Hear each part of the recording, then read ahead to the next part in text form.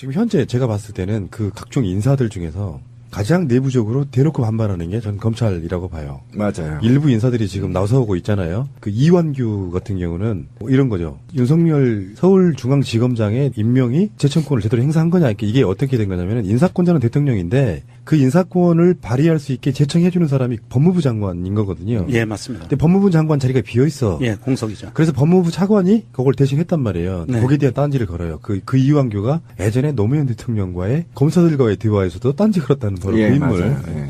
이 부분이 법무부 장관이 없기 때문에 누가 인사제청을 했느냐라고 딴지를 걸었는데 공식적으로 청와대가 반응을 했어요.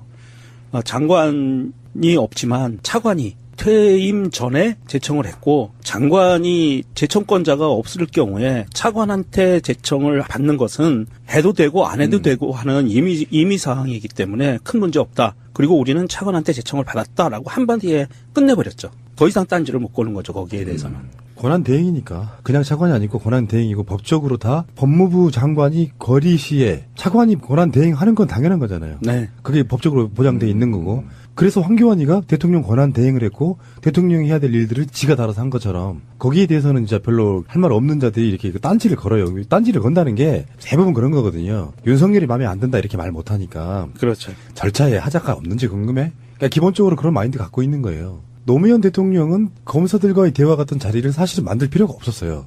기존에 있던 대통령들 같으면. 반발해? 그럼 인사권으로 이야기해버리면 그만인 거거든요. 근데 거기다가 굳이 만들어 놓으니까 이게 왜 우리가 가끔씩 하는 그 표현들 있잖아요. 대통령이 검사들하고 야 니들 이야기 좀 솔직히 한번 들어보자 했더니 막 노무현 대통령의 막 형님 물고 늘어지고 그러니까 하지 말아야 될 짓을 계속 하니까 노무현 대통령이 열받으셔가지고 막 하자는 거죠 라고 이야기를 했던 게 바로 그런 부분이었거든요. 그런 말 있잖아요. 왜 호의가 계속되면은 그게 권리인 줄 안다 이런 표현. 네. 그런 것처럼 뭔가 호의를 베풀어서 니들 이야기 한번 들어보자 라고 하니까 그 자리를 대통령이 되게 만만하게 보는 거기 til 해프닝이 그거 아니었어요? 학번 물어보는 거?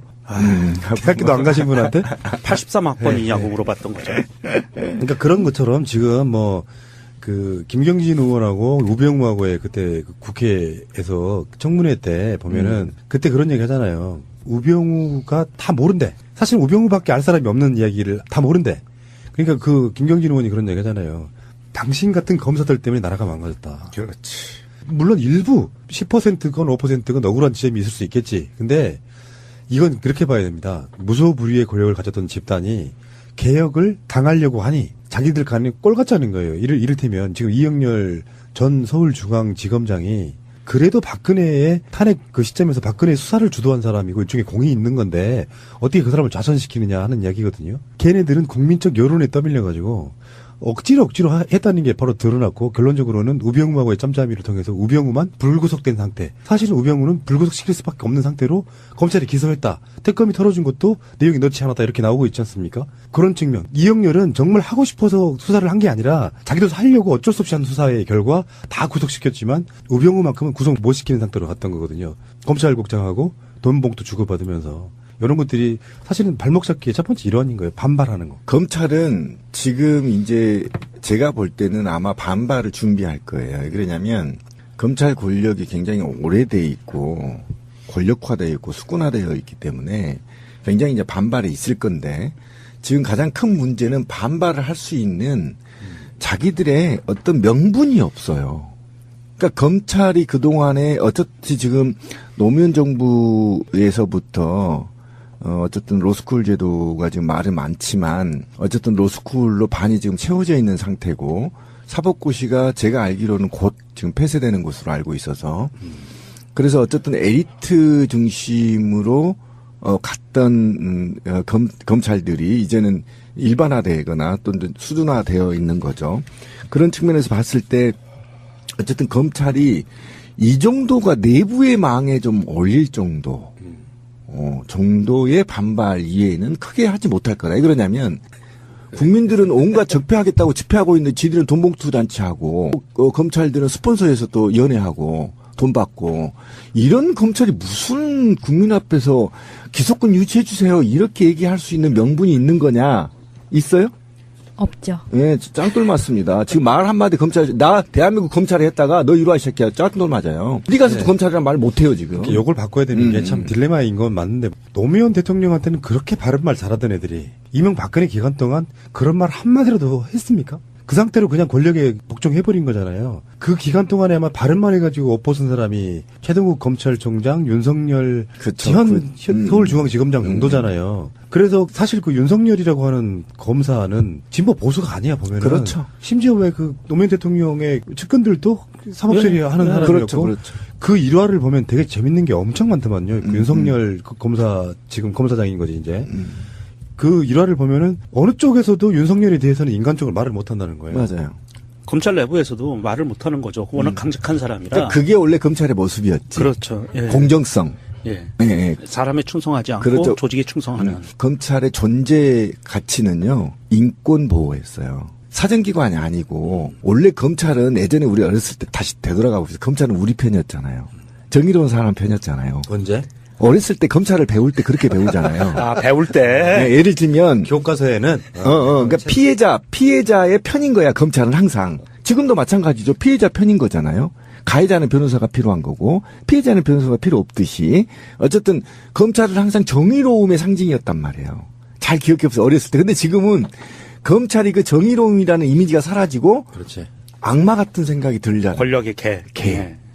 개뿐만 아니라 스스로도 악을 창출해내. 난 그 윤석열이 대단하다고 느끼는 게요. 보통은 윤석열 지검장이 기습하게 하니 다 물러나야 된다고 생각하는 분위기가 있잖아요.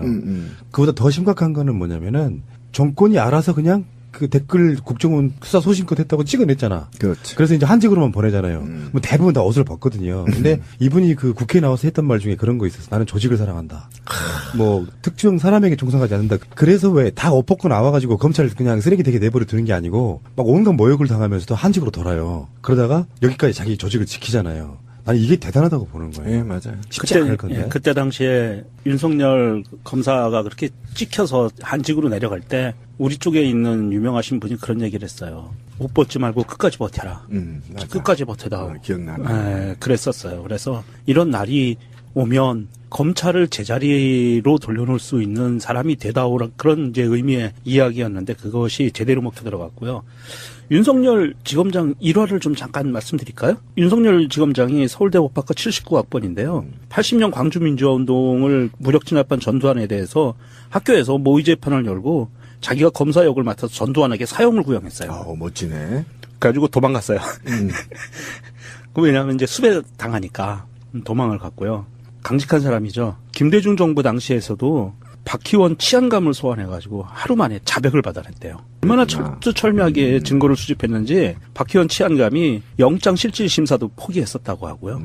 현대차 비자금 사건이 2006년에 당시 검찰총장에게 면담을 신청하고 구속해야 한다 그러면서 사표를 내밀은 거예요. 구속영장 안 내주면 사표 내겠다. 그래서 어쩔 수 없이 검찰총장이 구속하기로 결정해서 구속이 됐고요.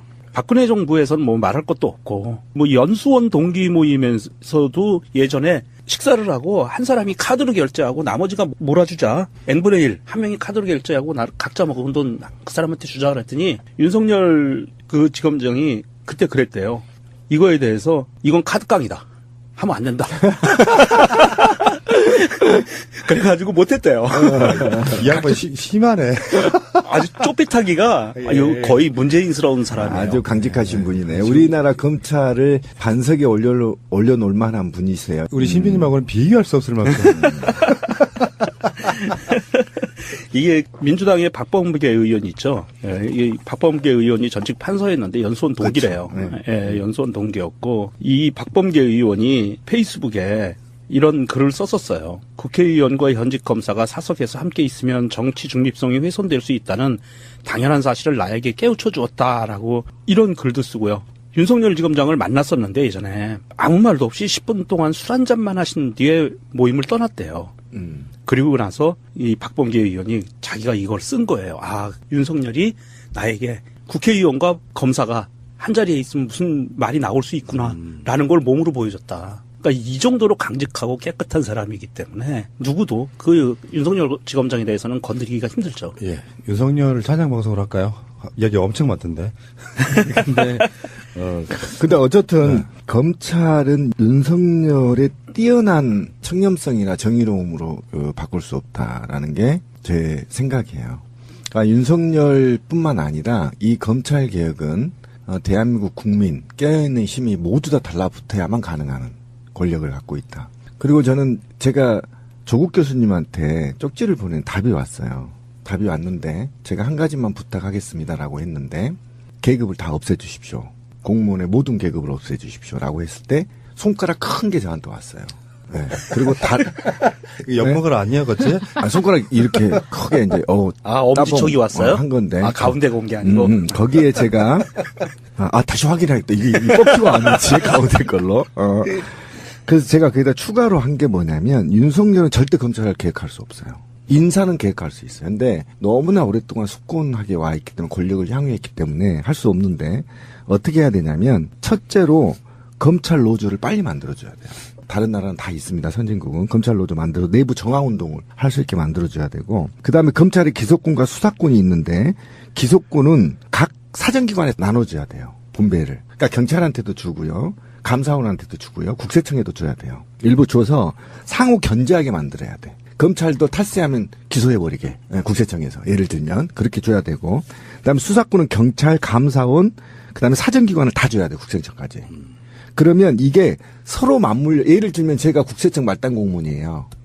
최근 말단 공무원인데 거기에서 가만히 보면 윤석열이 검사인지 모르잖아요. 거기에 검사 이렇게 안 써져 있잖아요. 그렇죠. 그럼 탈세하면 바로 기소해버려. 고소해버리고. 그러니까 그런 식으로 상호작용을 해야 된단 말이죠. 그래서 그런 전반적인 것을 좀 요구를 다시 제가 했어요. 했더니 또 이게 따봉이 안 왔어요. 아직까지. 사실 대한민국 검찰은 무소불위의 권력이었어요. 무섭습니다. 예, 검찰을 견제할 수 있는 시스템이 전혀 없습니다. 전무후무했죠. 그러니까 단지 단 하나 대통령으로부터만 견제받을 수 있는데 그러다 보니까 대통령의 뜻에만 따르는 사람을 쫓아가는 조직이 돼버렸어요. 사정기관이 그러면 안 되거든요. 정의를 세우는 곳이기 때문에. 그래서 지금 문재인 정부에서는 공수처 이야기가 나오고 있고요. 그다음에 수사권, 기소권 이야기가 나오고 있는 거고 이 부분은 신비님 말씀대로 윤석열 중앙지검장 혼자서 바꿀 수는 없어요. 이거는 정부에서도 의지를 갖고 전체적인 시스템을 바꿔 나가는 그런 노력으로만이 가능한 얘기예요. 이게 지금 논란거리가 이제 이렇게 번지려고 해요. 굳이 한다 그러면 대통령이 검찰을 수사 지휘하는 모양새처럼 됐다. 정권이 검찰은 독립적인 것을 유지해야 되는데 거기에 개입하는 모양새가 됐다라고 몰고 가려고 해요. 예, 그렇죠. 근데 대통령은 인사권자잖아요. 예. 그러니까 이거는 논란거리가 어떻게 될 수 있냐면 그렇다고 대통령이 바보야? 자기 갖고 있는 국정 운영 방향이 있는데 그러면 검찰 자체가 기존에 워낙에 독립적이었고 권력에 정속되지 않았다면 상관이 없죠. 거기에다 그냥 알아서 인사만 해주면 지들이 알아서 하니까. 근데 지금 제가 말씀드린 것처럼 노무현 대통령 돌아가시는 사실상 계기가 된 것도 알고 보면 검찰들이 장난친 거랑 상관이 연관이 있는 거잖아요. 그러니까 우리들 세력의 입장에서 보면은 그 검찰이 개혁되지 않으면 사실은 어떤 개혁도 의미가 없는 가장 첫 번째 개혁 대상이 이게 검찰인데. 예, 맞아요. 그러면 인사권자가 인사도 안 하면서 거기를 어떻게 그걸 바꿔냅니까? 그러니까 이제 뭐 공수처 같은 거는 이제 시스템적으로 조금 견제하는 장치인 것이고 결론적으로 말해서 노무현 대통령 때 나름 실패했던 게 아까 말씀드린 것처럼 굳이 안 해도 되는 거를 검사들과 앉아가지고 이야기하다 보니 걔네들은 대통령이란 자리가 하나도 안 무서운 놈들 그 정도였던 거잖아요. 그러니까 이 사람들이 어느 정도 검찰이 정치적 안정을 찾을 때까지는 그래서 난 윤석열을 임명했다고 봐요. 윤석열이 꼭 상징적으로 윤석열이 검찰 전체를 개혁할 사람은 아니지만 노무현 대통령의 측근도 수사를 강력하게 할 정도의 인물이 되니까 거기에 대해서는 딴지를 못 거는 거거든요. 그렇죠. 양측이 다 딴지를 못 거는 거죠. 가장 상징적인 곳이 서울중앙지검이니까 이쪽이든 저쪽이든 죄 있는 사람은 니들이 알아서 수사해. 우리는 간섭 안 할게 하고 그런 식의 통제랄까요? 개입을 해주는 거예요. 안 가신 분한테? 83학번이냐고 물어봤던 거죠.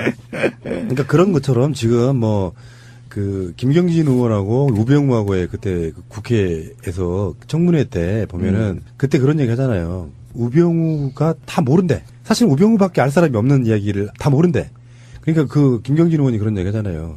당신 같은 검사들 때문에 나라가 망가졌다. 그렇지. 물론 일부 10%건 5%건 억울한 지점이 있을 수 있겠지. 근데 이건 그렇게 봐야 됩니다. 무소불위의 권력을 가졌던 집단이 개혁을 당하려고 하니 자기들 간에 꼴 같자는 거예요. 이를테면 지금 이영렬 전 서울중앙지검장이 그래도 박근혜의 탄핵 그 시점에서 박근혜 수사를 주도한 사람이고 일종의 공이 있는 건데 어떻게 그 사람을 좌천시키느냐 하는 이야기거든요. 걔네들은 국민적 여론에 떠밀려가지고 억지로 했다는 게 바로 드러났고 결론적으로는 우병우하고의 짬짬이를 통해서 우병우만 불구속된 상태. 사실은 우병우는 불구속시킬 수밖에 없는 상태로 검찰이 기소했다. 특검이 털어준 것도 내용이 넣지 않았다 이렇게 나오고 있지 않습니까? 그런 측면. 이영렬은 정말 하고 싶어서 수사를 한 게 아니라 자기도 하려고 지금 현재 제가 봤을 때는 그 각종 인사들 중에서 가장 내부적으로 대놓고 반발하는 게 전 검찰이라고 봐요. 맞아요. 일부 인사들이 지금 나서고 있잖아요. 그 이완규 같은 경우는 뭐 이런 거죠. 윤석열 서울중앙지검장의 임명이 재청권을 제대로 행사한 거냐. 이게 어떻게 된 거냐면 인사권자는 대통령인데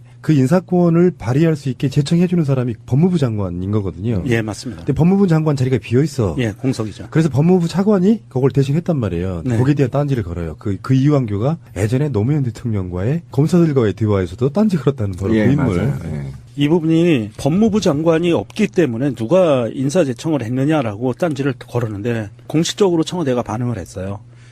장관이 없지만 차관이 퇴임 전에 제청을 했고 장관이 제청권자가 없을 경우에 차관한테 제청을 받는 것은 해도 되고 안 해도 되고 하는 임의 사항이기 때문에 큰 문제 없다. 그리고 우리는 차관한테 제청을 받았다라고 한마디에 끝내버렸죠. 더 이상 딴지를 못 거는 거죠. 거기에 대해서는. 권한 대행이니까 그냥 차관이 아니고 권한 대행. 정도의 반발 이외에는 크게 하지 못할 거다. 왜 그러냐면 국민들은 온갖 적폐하겠다고 집회하고 있는데 지들은 돈봉투 단체하고 검찰들은 스폰서에서 또 연애하고 돈 받고 이런 검찰이 무슨 국민 앞에서 기소권 유치해 주세요 이렇게 얘기할 수 있는 명분이 있는 거냐 있어요? 없죠. 예, 짱돌 맞습니다. 지금 말 한마디 나 대한민국 검찰에 했다가 너 이리 와 이 새끼야 짱돌 맞아요. 어디 가서도 네. 검찰이란 말 못해요 지금. 욕을 바꿔야 되는 게 참 딜레마인 건 맞는데 노무현 대통령한테는 그렇게 바른 말 잘하던 애들이 이명박근혜 기간 동안 그런 말 한마디라도 했습니까? 그 상태로 그냥 권력에 복종해버린 거잖아요. 그 기간 동안에 아마 바른 말 해가지고 옷 벗은 사람이 최동욱 검찰총장, 윤석열 그쵸.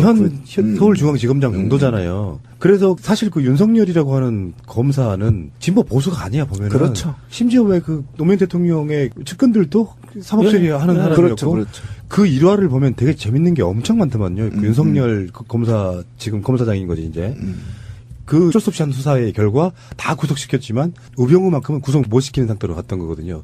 검찰국장하고 돈 봉투 주고받으면서 이런 것들이 사실은 발목 잡기의 첫 번째 일환인 거예요. 반발하는 거. 검찰은 지금 이제 제가 볼 때는 아마 반발을 준비할 거예요. 왜 그러냐면 검찰 권력이 굉장히 오래돼 있고 권력화되어 있고 수군화되어 있기 때문에 굉장히 이제 반발이 있을 건데 지금 가장 큰 문제는 반발을 할 수 있는 자기들의 어떤 명분이 없어요.